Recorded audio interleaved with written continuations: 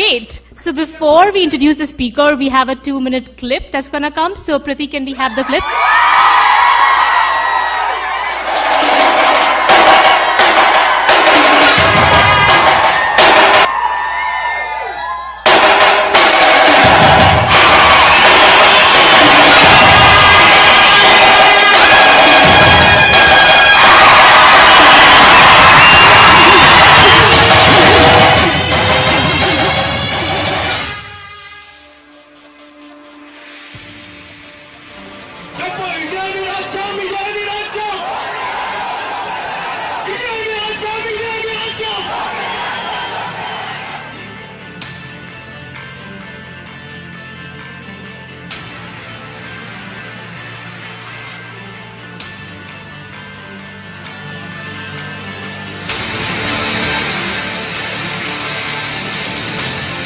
ఇల్లేమో ఘోరం, అసలే చీకటి గాఢంధకారం. చేతిలో దీపం లేదు, కానీ గుండెల నిండా ధైర్యం ఉంది.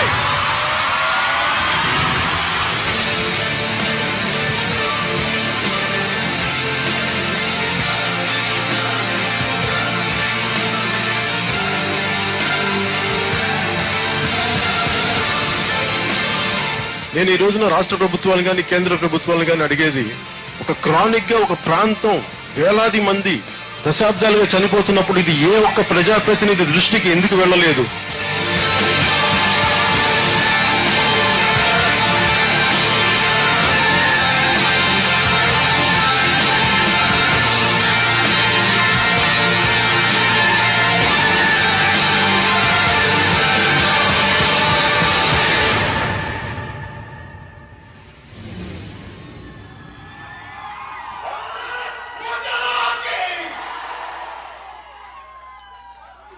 Wow. Wow. Wow. Wow. Okay. So I'll take just a minute. Not more than that, I promise. Right? I didn't know that I would be in this situation to try and introduce someone everyone already knew. Right? And this is probably my poster boy moment at Harvard as well. So I'm here to introduce you to Mr. Pawan Kalyan, but not to the superstar, the politician, the activist, and the social worker, who has committed himself to the socio-economic development of the masses by participating in grassroots politics. In a country where election strategies are still developed on the lines of caste and religion, Mr. Kalyan, wow, I'm forgetting. I'm just getting stressed, sorry. So Mr. Kalyan has basically developed a new strategy and he's reaching it, I'm sorry guys, it's just too much stress. But it happens, I know. Yeah? So I've often heard him say, I have no caste, I have no religion, I'm just an Indian, right? Just yesterday, there was a rally of more than 500 cars, which happened in Nashua in Mr. Kalyan's honor. So taking no more time, I invite Mr. Pawan Kalyan. I'm sorry, sir. I couldn't do a better job.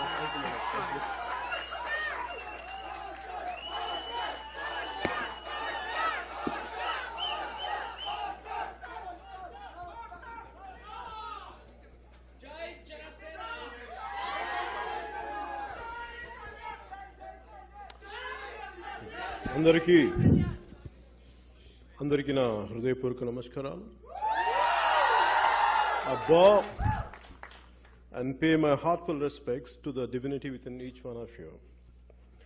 I also pay my deep respects to the founding fathers of Harvard and to their continuing legacy of excellence in human thought. I would like to convey my heartfelt thanks to the student community of Harvard and the committee who hosted all this, to Mehul and his team. Thank you a lot for inviting me. It's a privilege to be one of the speakers here, and thank you. So you have to understand my situation. The reason is, I started my education at street school. It's quite difficult for me to address a speech in Harvard, so you have to understand my situation. My preteens and adolescent years, from late 70s to early 90s, was a beginning and end for so many cultural, socio-cultural and political changes happened. So for me, as a kid, I was coming from a very small, lower middle class family. My father started his life as a police constable, and my mother being a housewife, and we are a family of 5. So I was a sick child. I had a bronchitis problem, so I had ample time to contemplate about life's problems. Whenever I used to fall sick, not going to school, I used to be at home. I used to have all the time to think about what's happening around me. So one day, maybe just finished my street school, which means it's literally on the street. In a small town called Ongol, my father shifted to, transferred to another small town. So they put me to another school, which is definitely a better school than what I used to study there, where I had studied earlier.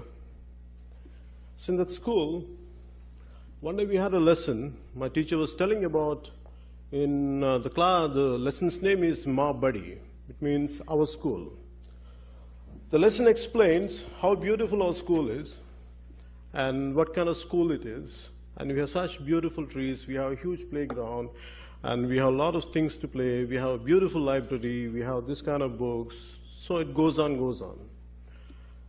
And suddenly my teacher turned because I said something to my friend and everyone were giggling. And I said, Kalyan, get up. I said, what were you saying? And I said, I had a doubt and I was sharing with this guy. I said, what is it?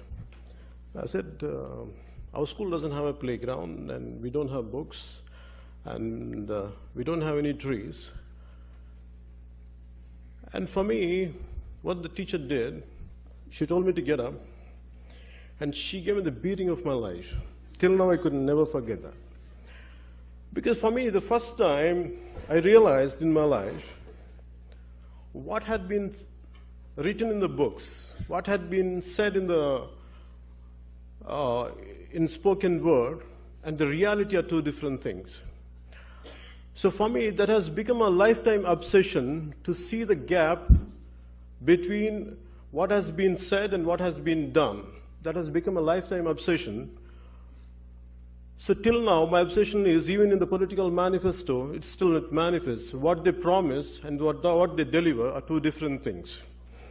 So for that reason, it has become such an obsession to me. I lost my focus in my education. Constantly I used to see issues everywhere, problems everywhere. So successfully, I failed in my exams. True. I successfully failed in my exams, so I could not continue my education.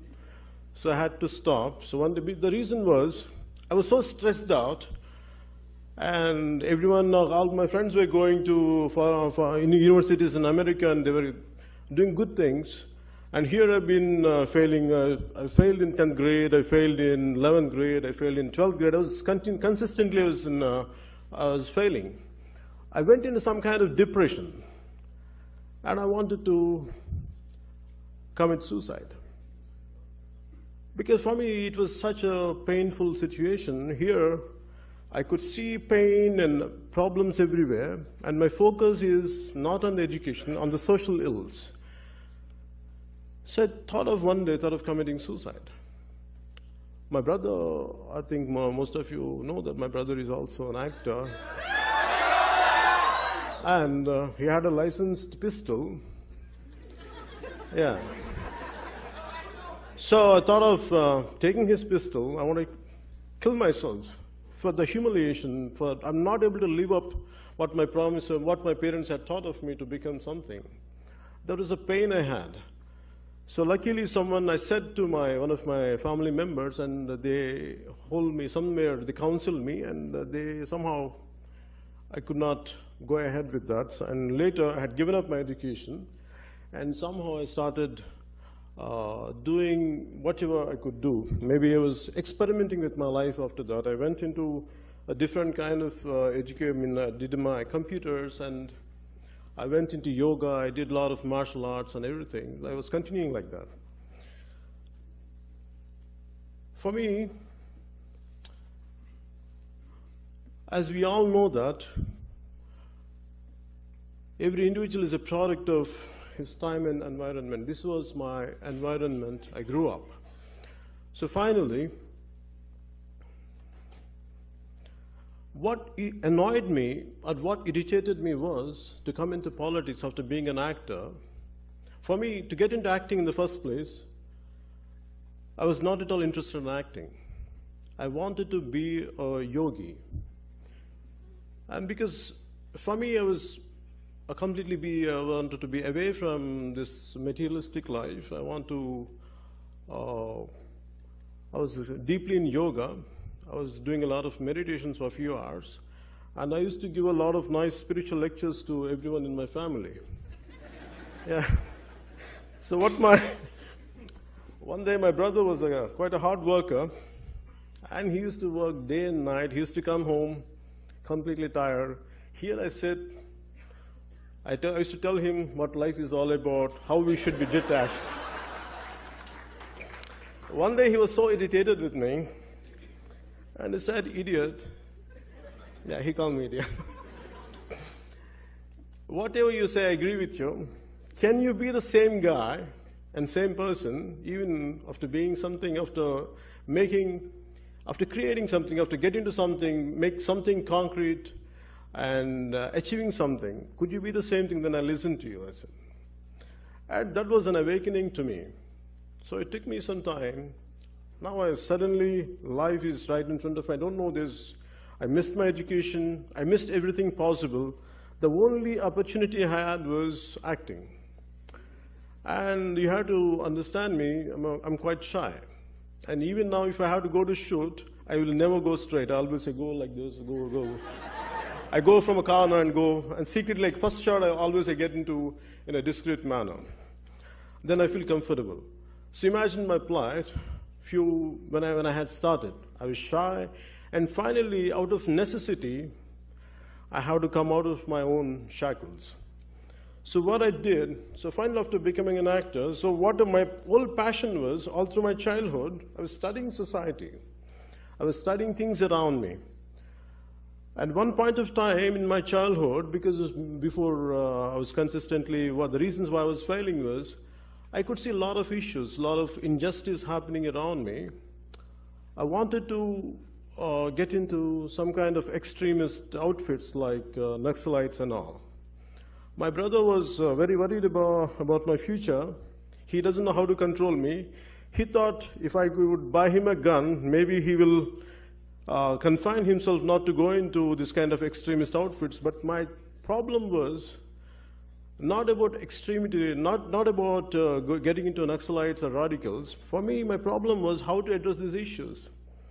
Because for me, I had always seen law, Indian law, any situation, gross injustice happens, the law is applied weakly to the strong and strongly to the weak. That's the problem of our country.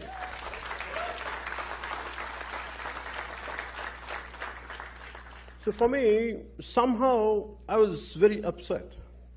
And all through my life, I struggled because, as I said, especially in late 70s and 90s, it was quite a turbulent time, at least for me. The reason was, I wanted to embrace an ideology, and here we had capitalism one side, and still communism was quite active then, and Union of Soviet Socialist Republic was still active. And for me, my father comes from a communist family, and he was a hardcore communist. My mother is a deeply religious, and my father, like any other Indian communist, I don't know. Definitely, my father, like other communists, I don't know. But my father was also a great devotee of Swami Vivekananda and Ramakrishna Paramhamsa.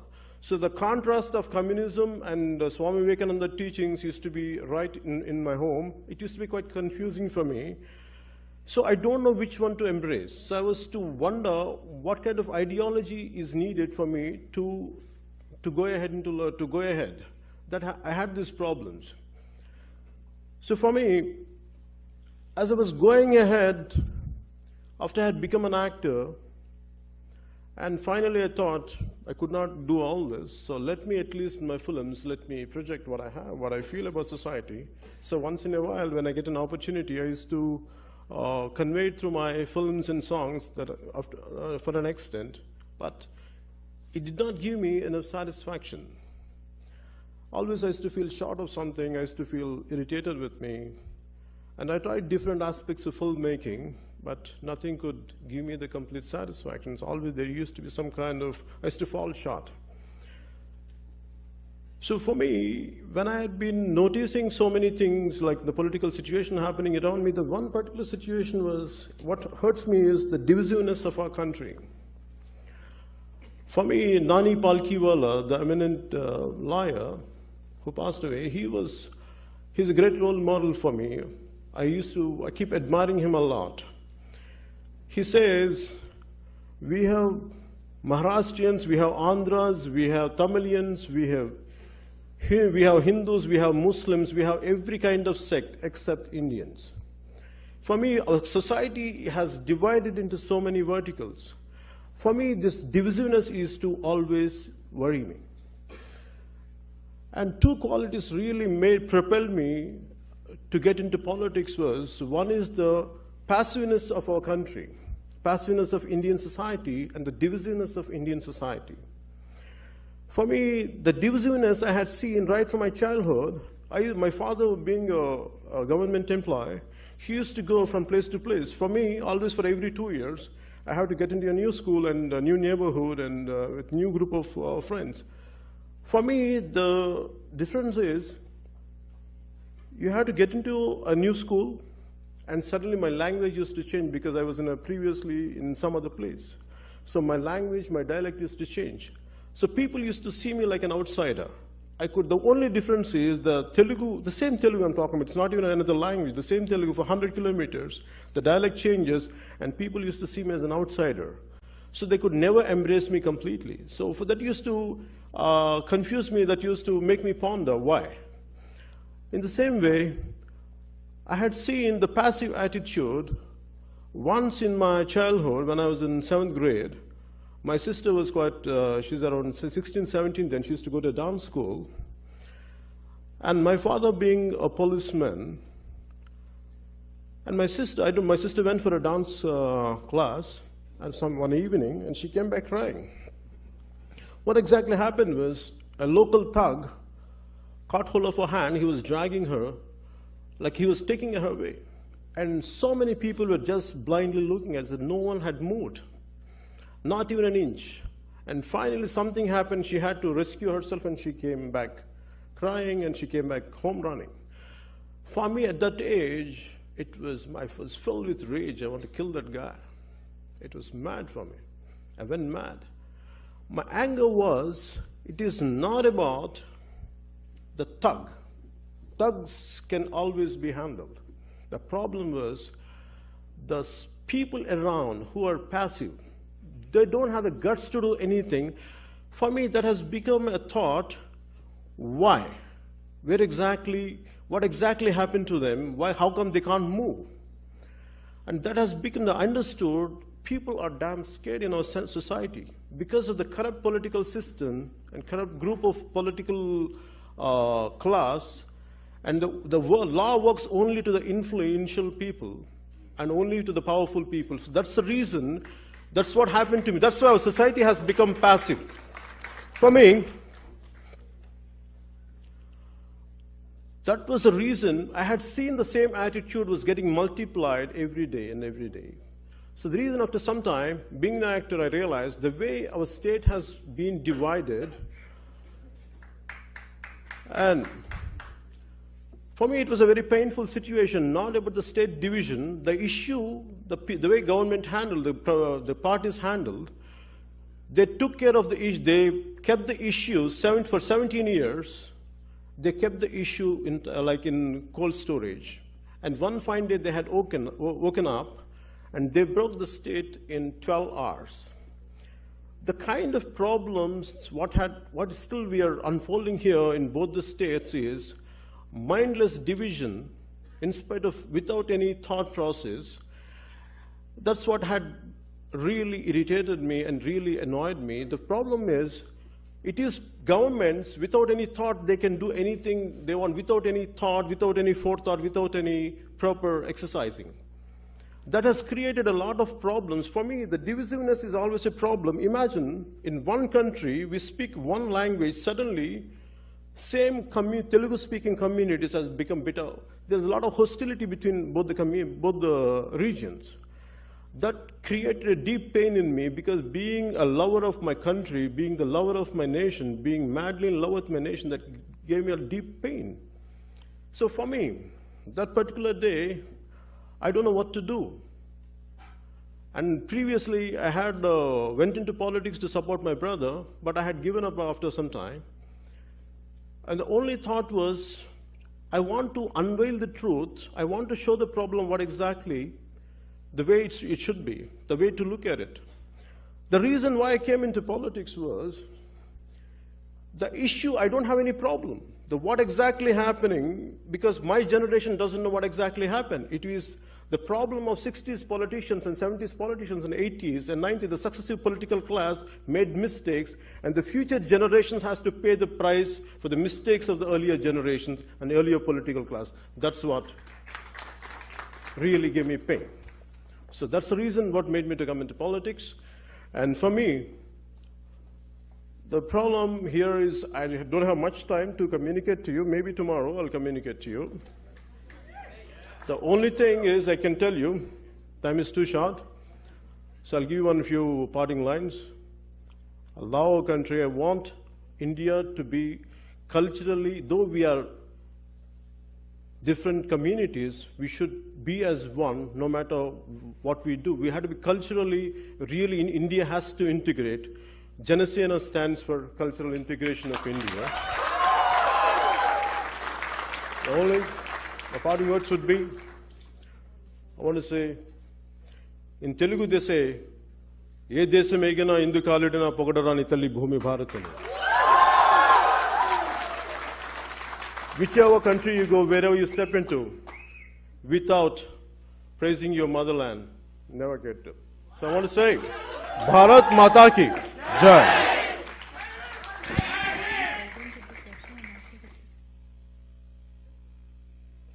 And also because of short of time, because lack of time, they're not able to extend the time for question and answer, so we'll see you tomorrow morning. Sure. Thank you. Good night.